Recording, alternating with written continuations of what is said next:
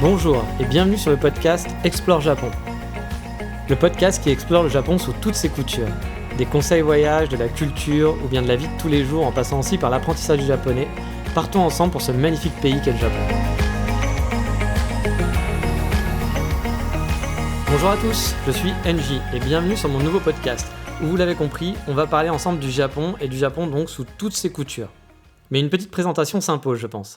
Moi, c'est NJ, j'ai 38 ans et je vis actuellement et temporairement en Écosse, dans la charmante ville d'Édimbourg. Mon premier contact avec le Japon fut comme beaucoup de gens de mon âge, par le Club Dorothée et tous les animés qu'on avait constamment à la télé. J'étais du genre à tout regarder, que ce soit Juliette Je t'aime, Olive et Tom, Les Chevaliers du Zodiac, Dan Cougar, Wingman ou Creamy. Il en perd sa bouboute, baboute. On peut dire que j'ai été élevé par Dorothée et les animés au final. Puis ensuite, l'adolescence est passée par là et je me suis un peu éloigné, voire beaucoup du Japon pendant plusieurs années. Jusqu'à je ne sais plus trop comment ni pourquoi, mais je me suis réintéressé aux mangas et aux figurines. J'ai eu pendant un temps plus de 500 mangas chez moi et je me suis dit qu'il était grand temps d'aller découvrir le pays par moi-même. C'est comme ça qu'en 2015, je suis parti en solo pendant un mois de vacances à travers le Japon. Et là, ce fut le véritable coup de foudre. Je me suis senti comme à la maison dès les premières minutes. Pas de décalage horaire ou de syndrome Lost in Translation. Non, je me sentais tellement bien et tout me paraissait totalement naturel. Et après avoir écumé des classiques, j'ai refait un voyage de 2 mois, cette fois en 2017. Et là, c'était la confirmation, j'adore ce pays. Alors oui, dit comme ça, on pourrait croire que ma vision du Japon est basée sur les animés et les mangas. Mais c'est pas du tout ce qui me plaît au final au Japon. Mais ça, vous allez le découvrir au fil du podcast. J'étais tellement devenu amoureux du pays qu'en rentrant de ce voyage, pendant un mois, j'ai fait des calculs dans tous les sens. J'ai essayé de voir si je pouvais valider un projet, partir vivre au Japon. Et quelques mois plus tard, après avoir quitté mon travail, vendu toutes mes affaires, rendu les clés de mon appartement, ça y est, je partais pour le Japon en visa étudiant pour apprendre le japonais. Et là, je me retrouvais à Kyoto, où j'ai vécu une année formidable. Mais bon, retourner à l'école, c'était pas mon truc. J'ai donc décidé de faire une pause dans mon aventure Japon, pour vivre en Écosse et perfectionner mon anglais et d'autres skills avant de revenir au Japon. Car qui dit plus d'école, dit plus de visa. Donc actuellement, je suis encore en Écosse, mais en novembre, je retourne vivre là-bas pour au moins 6 mois, et après, on verra ce que nous réserve la suite de cette histoire d'amour.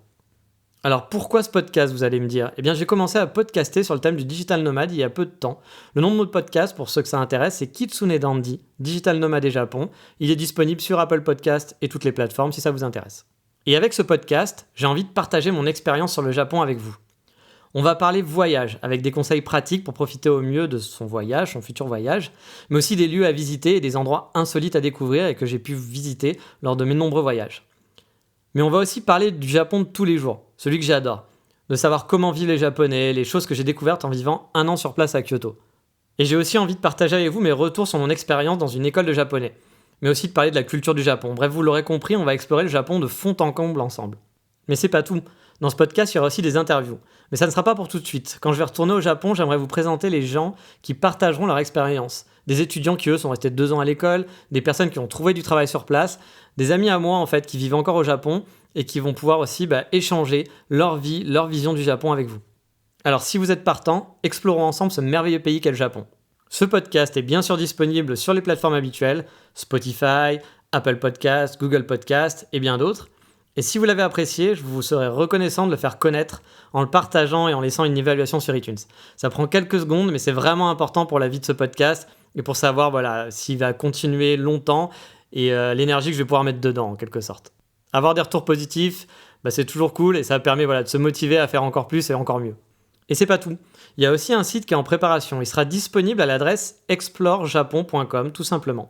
Vous y trouverez les épisodes, bien entendu, et du contenu bonus. Sachant qu'on va aborder des sujets assez variés, de façon assez aléatoire aussi pendant ce podcast, les épisodes ne vont pas se suivre, vous trouverez sur le site des fiches d'écoute par catégorie. Si par exemple vous voulez faire un focus sur les épisodes parlant de l'école en japonais, ou faire un focus uniquement sur les épisodes qui parlent voyage, vous pourrez les retrouver beaucoup plus facilement sur le site. Je vous invite donc à aller sur le site, à vous inscrire aussi à la newsletter pour être informé de quand le podcast est mis en ligne, quand il y aura des nouveaux épisodes. Ne vous inquiétez pas, je ne vais pas vous bombarder de vos boîtes mail, ça sera juste un mail peut-être par semaine, grand maximum. En attendant, pour ce premier épisode, c'est déjà fini, mais dans le prochain épisode, on commencera par un conseil voyage en parlant du Pocket Wi-Fi, l'outil indispensable selon moi quand on voyage au Japon. Mais ça, c'est pour la prochaine fois. Allez, à bientôt, ciao, bye bye.